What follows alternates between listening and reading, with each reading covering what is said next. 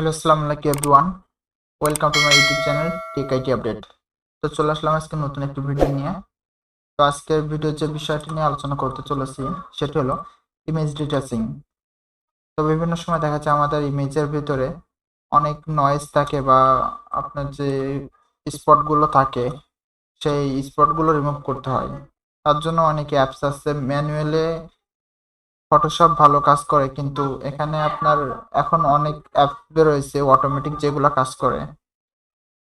তা করলে কি হয়, এটা আমাদের ছবির রেজলিউশন কমে যায় এবং ছবিটাকে আরো লো করে ফেলে। তার জন্য আজকে আমি দেখাবো ফটোশপে কিভাবে আমরা একটি ছবি রিটাচিং করে ছবির যে আপনার নয়েজ বা স্পট যাই বলেন সেগুলো কিভাবে রিমুভ করতে পারি। তো চলুন বেশি কথা না বলে ভিডিওটা শুরু করা যাক। আর যারা আপনার নতুন আছেন অবশ্যই চ্যানেলটি সাবস্ক্রাইব করে রাখবেন এবং পাশে থাকা বেল আইকনটি অন করে রাখবেন। তো আমরা এখান থেকে ফটোশপ ব্যবহার করছি। আমি ফটোশপ 2021-এর ভার্সন 2 ব্যবহার করছি। তো আমি এখান থেকে সর্বপ্রথম এই ছবিটা আনছি যেটা আমরা ইমেজ ডিটাচিং করব। তো আমি এখান থেকে একটা ছবি ওপেন করে নিয়েছি। আমি আজকে এই ছবিটা রিটাচিং করব। তো রিটাচিং আমি পুরো ছবিটা রিটাচিং করব না, তো আপনাদের কিছু টুল সম্বন্ধে আলোচনা করব। তো কোন টুল রিটাচিং করলে এই কাজটা ভালো হবে, কারণ একটা ছবি এই ছবিটা রিটাচিং করতে অনেক সময়ের ব্যাপার আর এবং ভিডিওটা অনেক লম্বা হয়ে যাবে। তার কারণে আমি আপনাদের দেখাই দেবো কোন টুলসগুলো ব্যবহার করবেন এই রিটাচিং এর জন্য। তো আমি সর্বপ্রথমে এখান থেকে চলে যাব স্পট হিলিং ব্রাশ টুল। তো স্পট হিলিং যে ব্রাশ টুলগুলো আছে আমাদের এখান থেকে স্পটগুলো রিমুভ করে।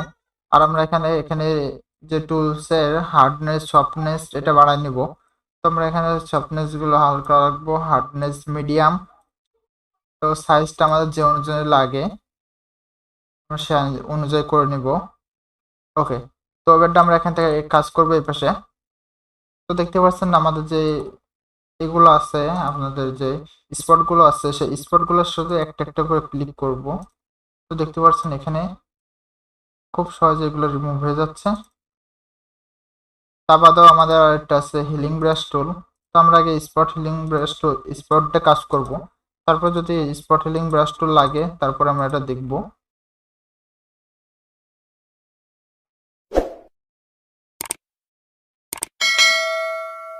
তো আমি এখান থেকে এগুলো রিমুভ করে দিব। তো আমরা এখানে যে নয়েজ গুলো আছে নয়েজ গুলো এখান থেকে রিমুভ করতে পারি। তার জন্য আমরা এখান থেকে যাব ফিল্টারে, ফিল্টার থেকে যাব নয়েজ, জাস্ট নয়েজ। তো এখান থেকে আমরা এটা কম বাড়াই নিলে এখানে দেখতে পারবেন আমাদের এগুলো রিমুভ হয়ে যাবে। তো আমরা এখান থেকে প্রিভিউ দিয়ে দেখে নিব। তো দেখতে পাচ্ছেন এখানে আমাদের যতটা দরকার সে পরিমাণ আমরা এটা কম বেশ করে নিব, তাহলে আমাদের ইমেজ কোয়ালিটি আরো একটু ভালো হয়ে যাবে। দেখতে পাচ্ছেন এটা হচ্ছে ছবিটা ব্লার করে দিচ্ছে, মানে এটা ফেদার বাড়ায় দিচ্ছে আপনার।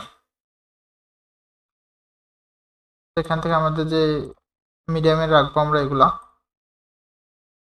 ওকে, তারপর এখান থেকে আমরা আবার ফিল্টারে যাব, নয়েজ।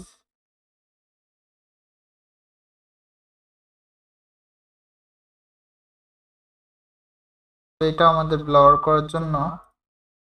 তো দেখতে পাচ্ছেন এটা আমাদের ব্লার হয়ে যাচ্ছে। তো আমরা যদি কোনো স্কিনে ব্লার যে ভাবটা আছে ওইটা আনতে চাই তাহলে এটা ব্যবহার করতে পারি আমরা। তো আমাদের এগুলোর থেকে আরো অপশন আছে, আমরা এখান থেকে ক্যামেরার অফ ফিল্টার আছে, এগুলো আমাদের স্ক্রিনকে আরো স্মুথ করবে। তো দেখুন এটা আমাদের ক্যামেরার র ফিল্টার। আমরা স্ক্রিনটা উজ্জ্বল করতে পারি এখান থেকে কন্ট্রাস্ট হাই, এখান থেকে আমরা অ্যাডজাস্টমেন্ট করে নিব আগে, পরে তাই রিটাচিং করব, তাহলে আমাদের ইমেজগুলো একটু বুঝতে সুবিধা হবে।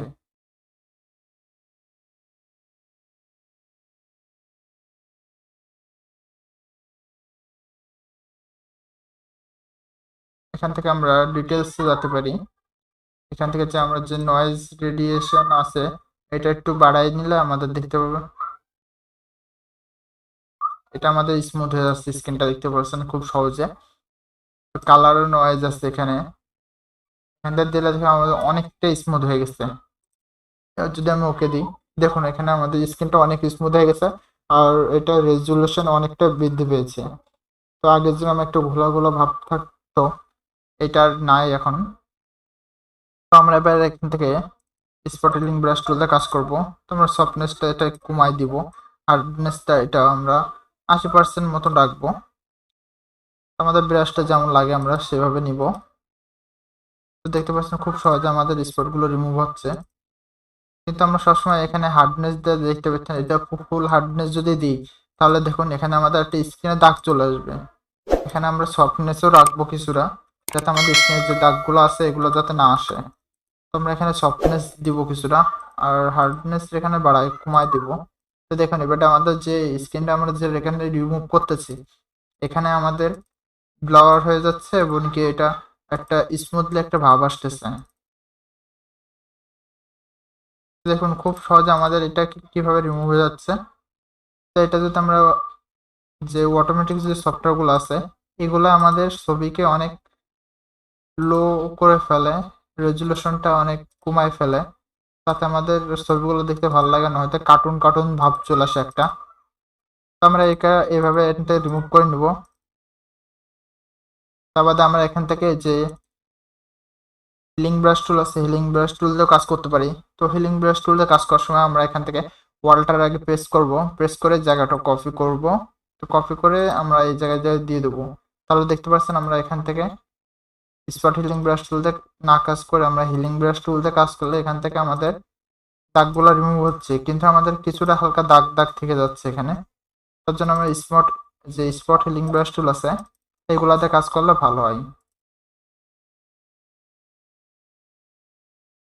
তো আমি খুব দ্রুত কাজ করছি, আপনারা সময় নিয়ে কাজ করবেন তাহলে আরো ভালো ফলাফল পাবেন। তো আমি যাতে ভিডিওটা বেশি লম্বা না হয়ে যায় তার জন্য আপনাদের কাজ করে দেখাচ্ছি। তার মধ্যে আরো বিভিন্ন অপশন আছে এইগুলো রিমুভ করার জন্য। তো আপনি যদি যত ম্যানুয়ালি সুন্দরভাবে নিখুঁতভাবে কাজ করবেন রেজুলেশনটা আরো সুন্দর পাবেন। তো আমি এটা আপনারা লাস্টে সেভ দিয়ে দেখাবো এটা রেজুলেশন কত।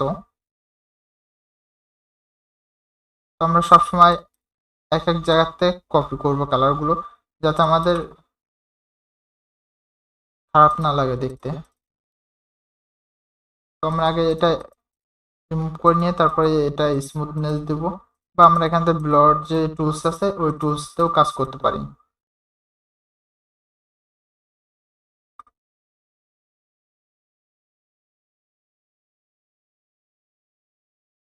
তো দেখুন খুব সহজে আমাদের এগুলো রিমুভ হয়ে যাচ্ছে। বা আমরা যদি এখানে অল্টার চেপে ধরি কিন্তু এটা আমাদের কাজ করবে না কিন্তু।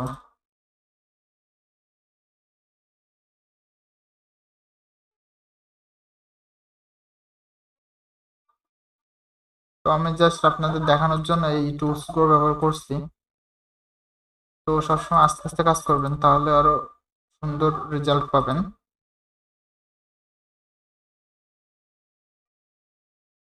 আমি আবারও বলছি, আপনারা যারা নতুন আছেন অবশ্যই চ্যানেলটি সাবস্ক্রাইব করে রাখবেন এবং পাশে থাকা বেল আইকনটি অন করে রাখবেন, যাতে পরবর্তীতে আমার এমন ভিডিও আর মিস না করেন।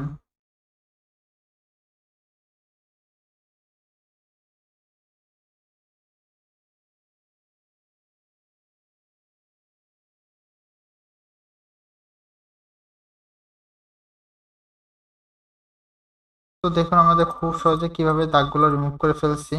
তো আগের আমাদের যদি হিস্টোরি দেখি তাহলে আমাদের আগের ছবিটা দেখেন কেমন ছিল আর এই পাশেরটা কেমন হয়েছে।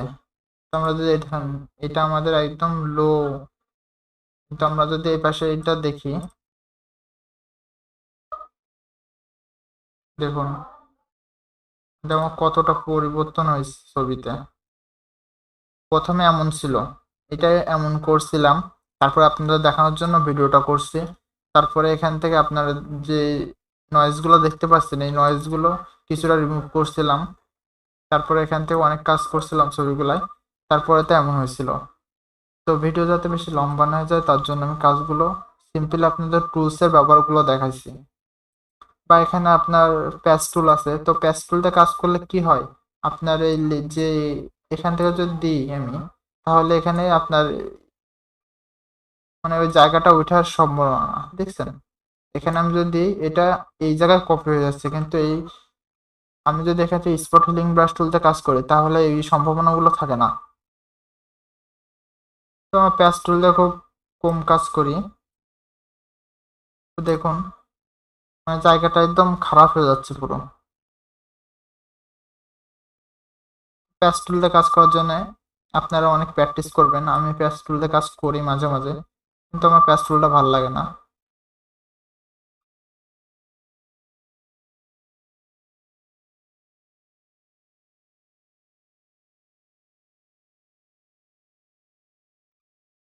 তো দেখতে পাচ্ছেন এখানে কিরম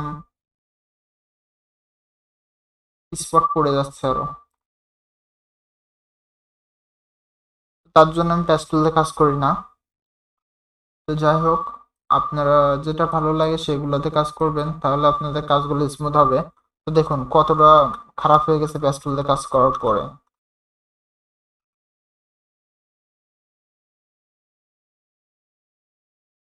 তো যাই হোক, আমি এখান থেকে স্পটলিং ব্রাশ দিয়ে কাজ করছি। তো স্পটলিং দিয়ে ব্রাশ দিয়ে কাজ করলে কি হয়, এখানে আপনাদের নিখুঁতভাবে কাজগুলো করতে পারেন। আর প্যাচ টুল দিয়ে লেয়ারগুলো একদম পুরো পিক্সেলগুলো কপি করে নিয়ে যায়। তো এটা আমাদের পুরো পিক্সেল ডিপেন্ড। দেখুন আমাদের এখানে পিক্সেল আছে, দেখুন এখানে এই পিক্সেলগুলো কপি করে। তো আমার এটা ওই পিক্সেলগুলো অন্য জায়গা থেকে এনে এই জায়গায় বসায় দিচ্ছে। কিন্তু প্যাচ টুল দিয়ে করলে তো পুরো এক সাইড ধরে কপি করে, তার জন্য খারাপ লাগে দেখতে। তো আমরা এভাবে এটা রিমুভ করে নিলাম।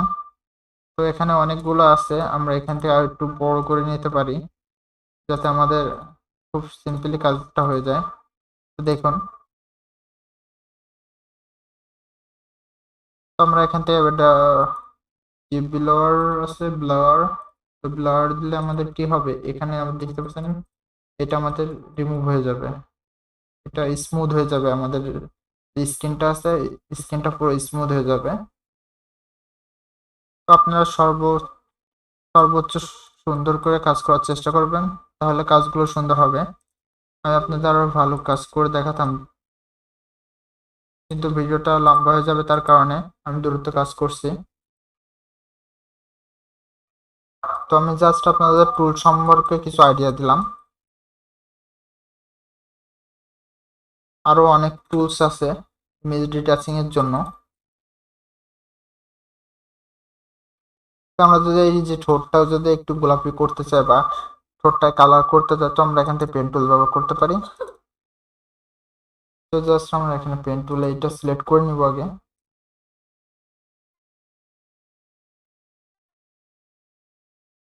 তো এটা পেন টুল সিলেক্ট করব।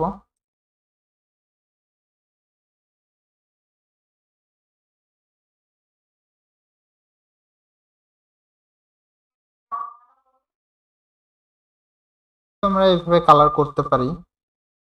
তো তার জন্য আমরা এখান থেকে মেক সিলেকশন করে নেব। তোমরা এখান থেকে মেক সিলেকশন করব। মেক সিলেকশন করলে আমরা যেই সিলেক্টিক এরিয়ায় কালার করব সেইটুকুই কালার হবে। তো আমরা এখান থেকে কন্ট্রোল জেড জে দিলে লেয়ার কপি হবে, কিন্তু দেখুন এখানে আমাদের এই লেয়ারটা কপি হয়েছে।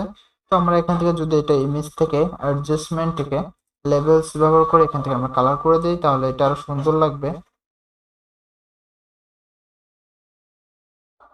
তোমরা সবসময় লেয়ার অন করে কাজ করব, যাতে আমাদের এটা বুঝতে পারি স্ক্রিনের সাথে মিলতেছে কিনা। ওকে, তো আমরা লেয়ারটা অন করে দিলাম। তো দেখুন এখানে আমাদের যে আগের যে লেয়ারটা ছিল, দেখুন এটা একটু কালার হয়েছে। তো আমরা এবার এখান থেকে আর একটু আমরা কালার অ্যাডজাস্টমেন্ট করতে পারি। তো কালার অ্যাডজাস্টমেন্ট করার জন্য আমরা আবার লেয়ার ব্যবহার করতে পারি, লেভেলস। তো লেভেল ব্যবহার করলে আমাদের এখান থেকে দেখতে পাচ্ছেন কালারগুলো কি সুন্দর অ্যাডজাস্টমেন্ট হয়ে যাচ্ছে অটো। তো আরো অনেক অপশন আছে, সেগুলো আস্তে আস্তে দেখাবো। তো আজকে ভিডিওটা ছিল এই পর্যন্তই। তো দেখা হচ্ছে নতুন কোনো ভিডিওতে, সে পর্যন্ত ভালো থাকবেন, সুস্থ থাকবেন, আল্লাহ হাফেজ। আর এমন এমন সুন্দর ভিডিও দেখতে অবশ্যই চ্যানেলটি সাবস্ক্রাইব করে রাখবেন এবং পাশে থাকা বেল আইকনটি অন করে রাখবেন। তো দেখা হচ্ছে নতুন কোনো ভিডিওতে, সে পর্যন্ত ভালো থাকবেন, সুস্থ থাকবেন, আল্লাহ হাফেজ।